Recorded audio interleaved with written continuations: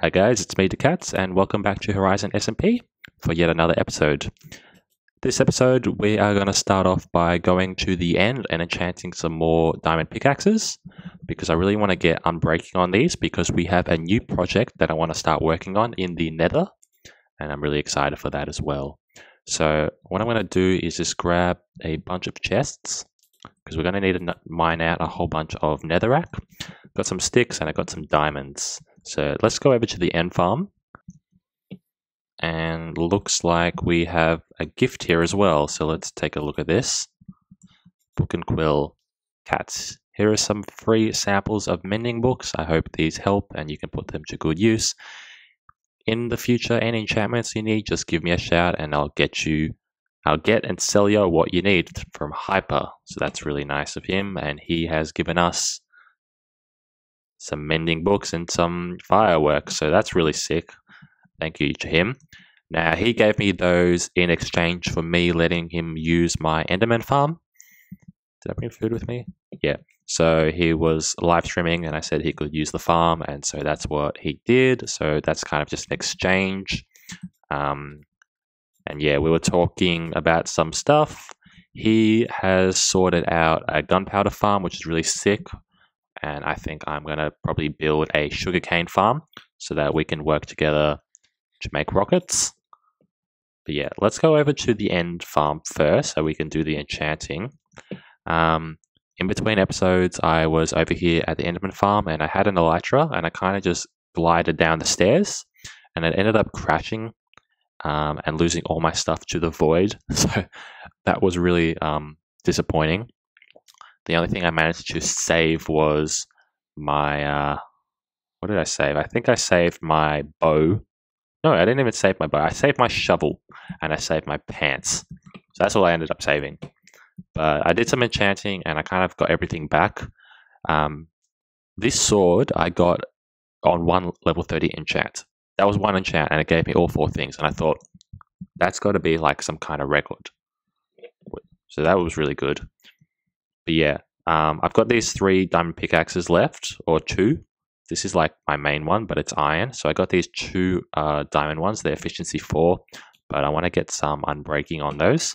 So we'll do those real quick, and then we can head over to the nether, and I'll show you what I want to work on. Cool. So we got our 3 pickaxes, and then we've got a bunch of chests. And yes, let's go over to the nether, and I'll show you the project. So this is going to be our Nether Hub, and I'll show you. I've picked out the location myself. It's actually over in this direction. It's about 400 to 500 blocks away. And so my initial thinking was to put it like above the nether ceiling because a lot of people have elytras and it would have just been kind of easier for people to fly about. I think with this new update as well, people are going to be building farms and stuff up top and whatnot. But yeah, like initially I was going to build it all above and that would have been easier as well for me. But what I've decided to do is build it under or like within the main nether area, just because I think of the new update and I think it's kind of got like these really nice terrains and biomes, and I really like the idea of people building like minecart bridges or running bridges that takes advantage of the scenery. So that's why we're going to build it kind of below the ceiling so that, you know, when players build their bridges and stuff, you know, it goes through all the different biomes and it's just a lot prettier. I'm not sure how many members are on the server, but I have designed a hub which fits 12 paths. And I also know that kind of a lot of us, so we're kind of broken into 2 different areas. So there's one so we're probably about 3,000 blocks from each other, the 2 different areas. But I feel like a lot of our paths and stuff will go off in that direction, as mine does. And then the other guys will have a path that goes off in another direction. So even though 12 spots might not be enough, a lot of the paths might end up kind of connecting with one another. So that's not really too big of a deal. It's kind of going to have to be like a first come, first serve kind of situation. Because obviously, like, I'm coming over from this direction. I want the entrance to my portal to be kind of over here on this side. So we'll go like 1, 2, 3, 4, 5, 6, 7, 8, 9, 10, 11, 12. So 3 on each side. And this is the area we're going to do it. This is the area I've selected. It's quite chill over here. No, nothing really too scary about.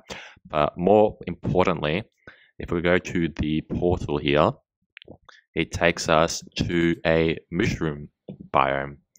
And this mushroom biome will be the ideal place for a shopping district. So yeah, I've picked this area. I think it's really good. But yeah, so that shopping district's like 4,000 blocks away. So the first thing we want to do here is dig out just like an obscene amount of space. Like this thing up here is going to have to be at least 20 blocks high, and then it's going to have to be at least 30 blocks wide in each direction, or like a 30 block radius. So yeah, over the past 2 days, I've been working on this Nether Hub design. That's why I haven't uploaded. So I apologize for that. But yeah, I've been working on the Nether Hub, and I've kind of been struggling with the finer details and the ceiling as well quite a lot. So what I'm planning on doing today, or hoping to do, is kind of build the foundation of everything. And then once I've kind of finalized the design, we can go ahead and put it all together. But yeah, if we can just do the foundations and kind of structure the layout, that would be really good as well. So this server's been kind of inactive recently, and I guess everyone's kind of dealing with their own stuff in life, so that's fine for them. But yeah, this server's been like a lot quieter recently, and I'm not too like much of a fan of kind of that and its quietness. I thought, everybody on the server was going to be a content creator and producing content, so there'd always be people on.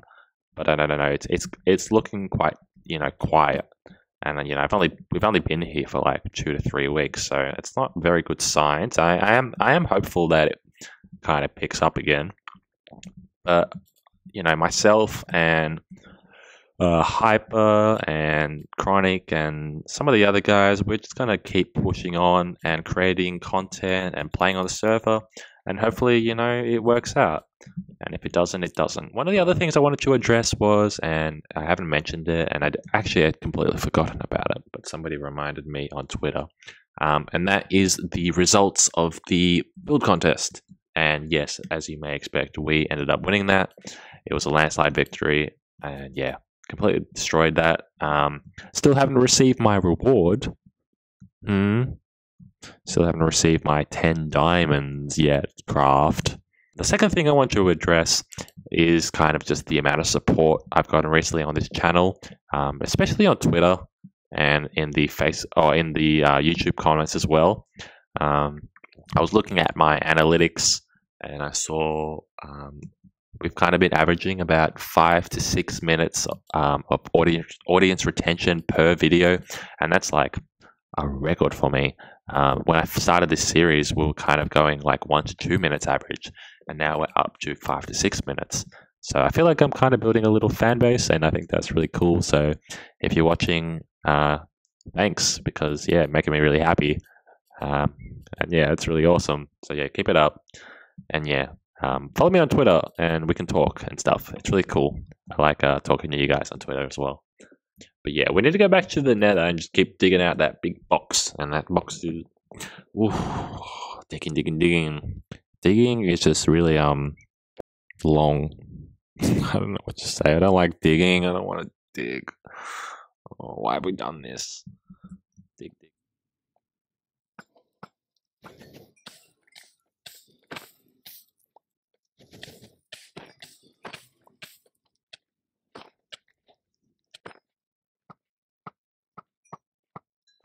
All right. So as you can see now, I have completely dug out this entire box, and my golly, what an obscene amount of blocks we now have because of it.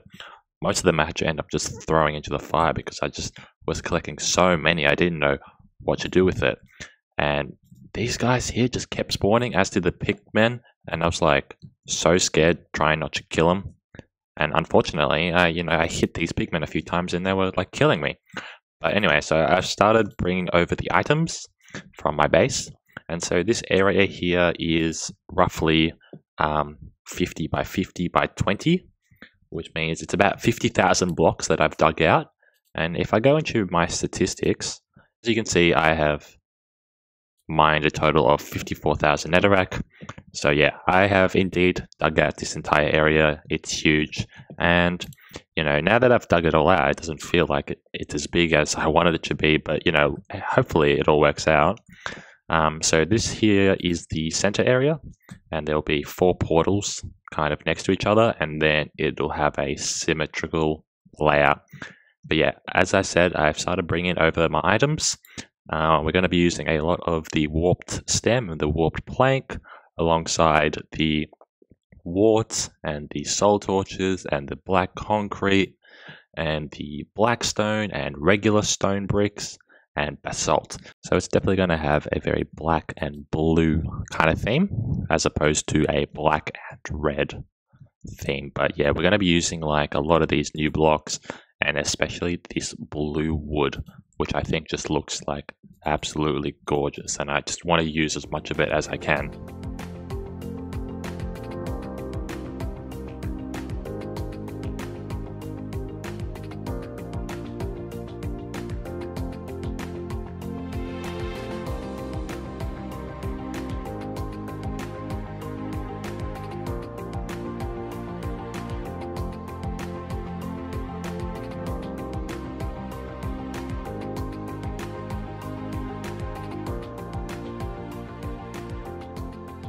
So I've brought these blocks down 1 block so that I can fit these wooden slabs in. And what I decided to do is just place all the blocks for my pallet. So this isn't where the actual blocks are going to be, but these are the blocks we're going to use for the pallet. So we got a lot of this warped wood, stone brick slabs, black concrete, lamp, andesite, and then stone brick again. And then finally, this is probably the lowest layer, is the, I always think it's dirt and I can't mine through it, but I can. So we got the warp nylon at the bottom with the black concrete surrounding it. So these blocks here are the lowest, which means I do have to dig this all down again, another 2 blocks. And then so once we do that, we can work on building kind of the border of this. And I think that will put us in a pretty good shape.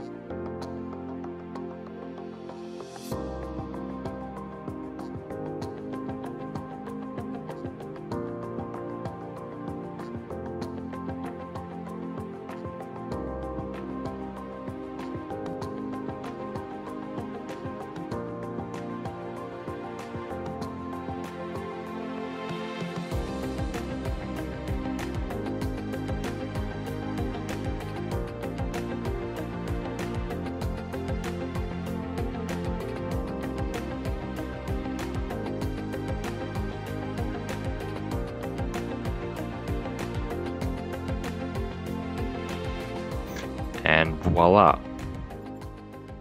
So we've built the inside layer. So ideally you'll come out of the portal and then you'll have all this room to run around.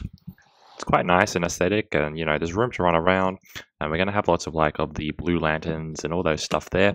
But I think we've made pretty good progress for today. So I am going to end the hub development stuff for today, and I will continue developing it off camera, and I'll show you the progress in the next episode. But I'm very happy with this look already, and I'm really enjoying the style and the blue color of it as well. And yeah, so this blue wood in particular is a material we require quite a little bit of. I've already gone and harvested a whole bunch here, but we are going to need quite a lot more, and I will show you how in fact I am harvesting this material. So as I'm sure you guys know, in order to get the warped wood, you first need to get the mushroom, and you need to get it by bone milling the blue netherrack. And then when you bone mill the blue netherrack, there's a chance of it of getting a mushroom, and then you bone meal that mushroom and it grows the tree. So what I've got here is a basic flower farm design, and I'll put the link to the video I used in order to make it. But what I've done is, instead of using dirt and grass, I'm using the netherrack and the two different styles. And then all you do is bone mill this block here. I'll show you. So this hopper here, or this dispenser, is full of bone meal, and then it drops. And then all these, depending on whether or not this block here is blue or red, it'll dictate whether or not all the flowers are blue or red. And then as you can see here, we have got quite a lot using this method. So I'll show you how efficient it is real quick. So let me turn it on for 20 seconds. 1. Cool, so that is about 20 seconds. We come here, pick them all up. And voila, whole bunch of warped fungus over a stack of the warped fungus.